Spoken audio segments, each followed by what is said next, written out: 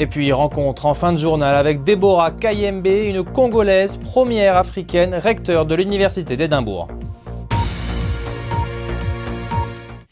Partons maintenant en Écosse pour l'interview du jour afin d'y rencontrer Deborah Kayembe, élue recteur de l'Université d'Édimbourg. L'activiste d'origine congolaise est la première personne de couleur à être nommée recteur de cette université, qui est l'une des institutions les plus prestigieuses du Royaume-Uni.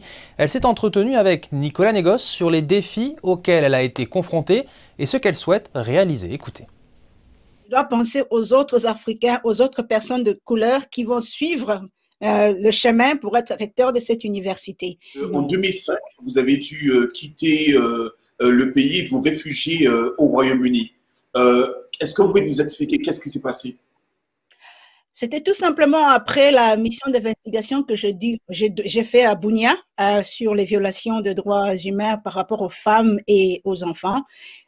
En ce moment-là, il y a eu des éléments qui ont apparu et qui ont montré que certaines personnes à Kinshasa étaient impliquées. J'ai senti que j'étais sur le point de perdre ma vie. À 19 ans, vous êtes devenu activiste des droits de l'homme. Quel est votre point de vue sur la situation politique de la RDC aujourd'hui?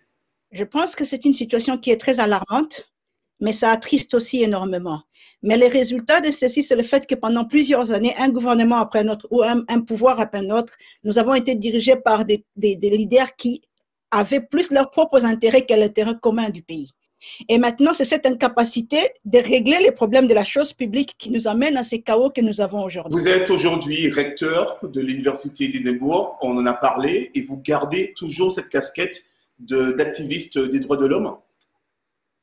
Bien sûr, je n'abandonnerai pas ça. Vous savez, mes activités de droits de l'homme, ce n'est pas seulement au Congo, c'est aussi au Royaume-Uni avec le racisme dont j'ai fait face ici. Ici, nous avons de sérieux problèmes d'inégalité, des personnes qui ne sont pas nées ici, qui n'ont pas été éduquées ici, qui sont complètement exclues du système, qui sont sujets d'un appauvrissement systématique. Alors ça, je ne peux pas arrêter ces combats. Jamais ce même combat antiraciste, ce même combat en faveur de l'immigration à l'Université d'Édimbourg. Madame Kayembe, votre élection en tant que recteur de l'Université d'Édimbourg, c'est une preuve qu'il y a une évolution dans la société.